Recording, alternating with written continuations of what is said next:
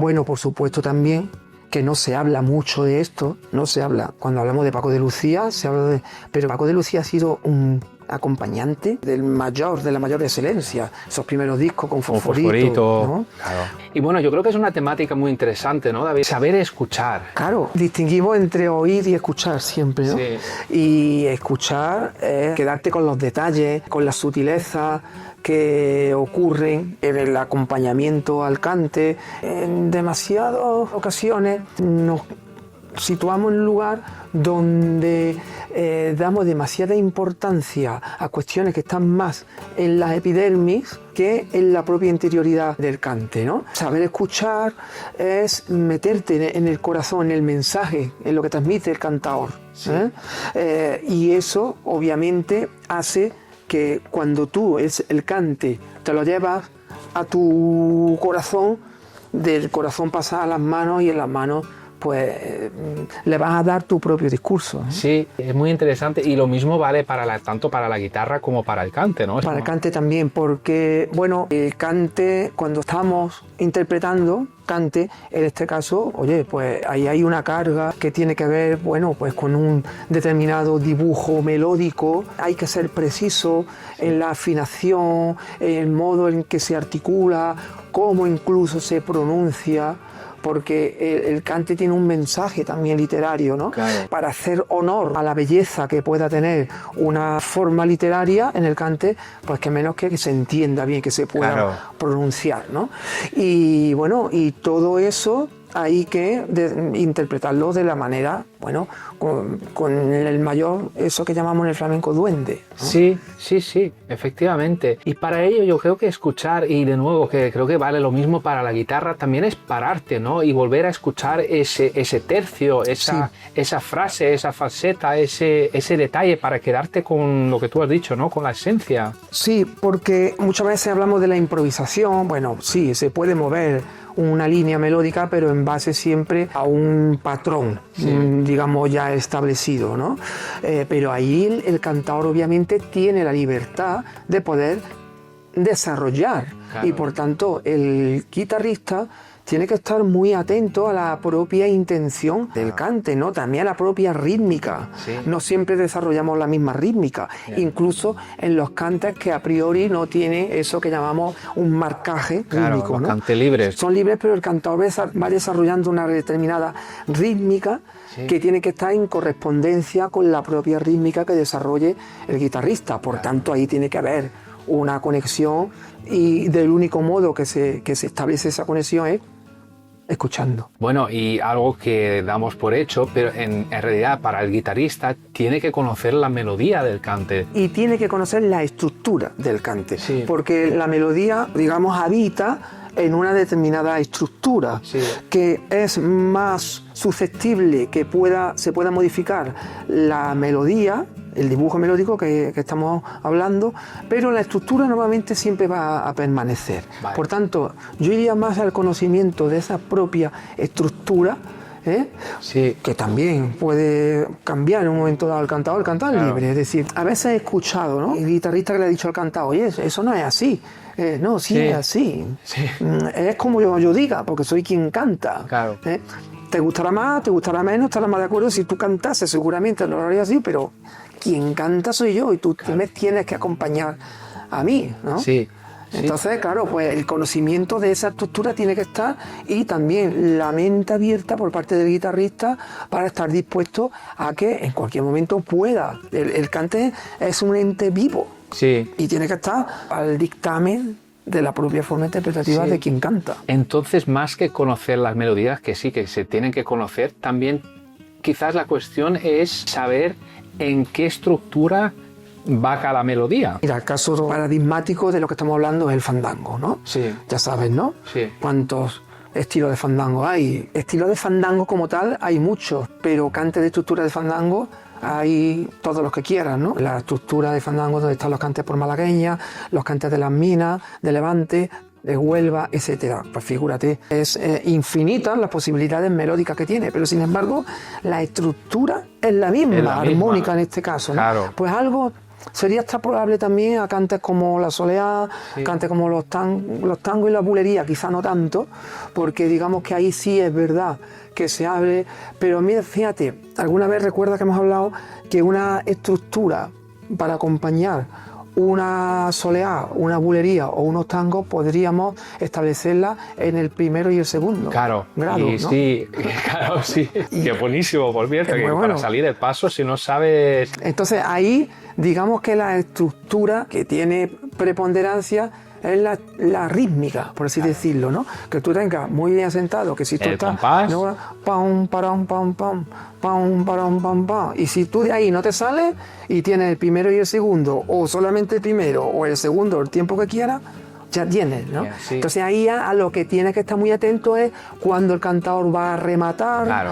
Cuando crees que va a alargar, en fin, y ahí se abre ya... Sí. Un mundo, ¿no? Claro. Y para eso, obviamente, para tú poder moverte en esa estructura, que es importante, tener el mecanismo apropiado. Tú lo que no puedes es, como guitarrista, estar y no saber qué hacer con la mano. Claro.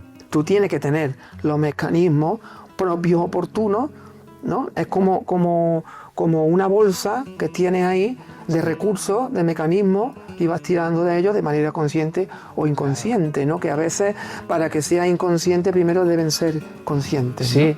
O sea, dices que la mano derecha en realidad es más importante que la izquierda. En determinados momentos sí. Porque si tú te colocas en un primer y segundo grado, estás tocando por bulería y estás por medio en posición de la mayor y en posición dibujo de si bemol, pues aquí ya no tiene mayor dificultad, hombre. Si colocar el mínimo eso, tienes que controlar. Entonces ahí la dificultad está en la mano derecha, dar el aire, saber cuándo tienes que cerrar a la tónica, etcétera. Claro. ¿No? Entonces, volviendo a la temática, ¿no? Saber escuchar. Para los guitarristas, cuando queremos profundizar el tema del acompañamiento al cante, los referentes, ¿a quiénes tendríamos que escuchar y en qué tenemos que fijarnos? Para ti, que son buenos referentes para coger ese aire, para entenderlo. ¿Cuál es y por qué, no? Imagino. Sí, también por qué. Claro, porque claro, nos pueden gustar muchos maestros, pero la escucha hace, bueno, que dar una explicación a por qué tenemos ahí modelos referentes de guitarristas. Hombre, dentro de los gustos, por ejemplo. Luego los maestros, cada uno de ellos, bueno, pues normalmente siempre tiene su especialidad, ¿no? Sí. Hay un guitarrista que para mí representa todo lo que hay que hacer en un acompañamiento, como por ejemplo la seguirilla, sí. Que es Niño Ricardo. Yo recomiendo a quienes se interesan por el mundo de la guitarra y del acompañamiento de guitarra que escuchen tocar por seguirilla a Niño Ricardo. Que por cierto fue la base también para Paco de Lucía. Ni más ni menos. Ni más ni menos. Ni más ni menos. Claro.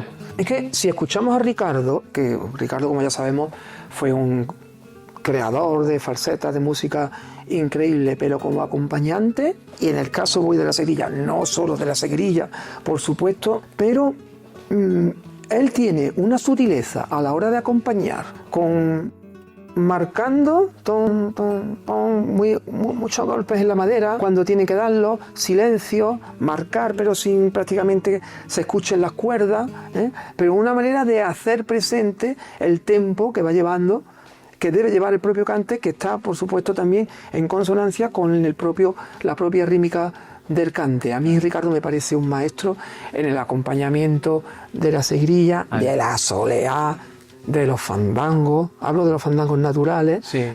Y es por eso, por ese ímpetu, por esa expresión que va llevando. Me parece que en un registro diferente, Melchor de Marchena también ha sido un maestro en el acompañamiento.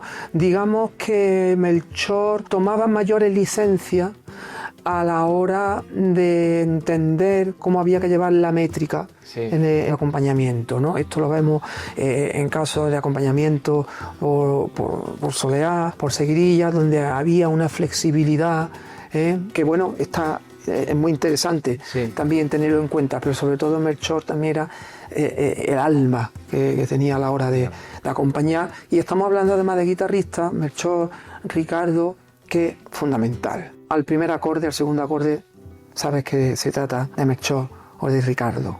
La personalidad Sí. que imprimía. Es decir, son 4 dedos que son 4 corazones. Sí. ¿No? Increíble el alma que le imprimía a la guitarra y la personalidad. Después, bueno, tenemos, yéndonos, digamos, al tiempo atrás, y después Juan Habichuela, que es un guitarrista también con una personalidad, con una forma también. A Ricardo no tenía nada que ver con el toque de Ricardo, por supuesto, pero también ese modo de marcar con la guitarra cuando debía hacerlo, de algún modo, de manera indirecta, estás mostrando mensajes al cantador de dónde estamos, en qué tiempo estamos. Sí, realmente estás acompañando, le estás ayudando. Le estás ayudando y le estás marcando en todo momento. No lo dejas ahí a su libre albedrío, le dejas cantar, pero eso, ¿no? Apoyando.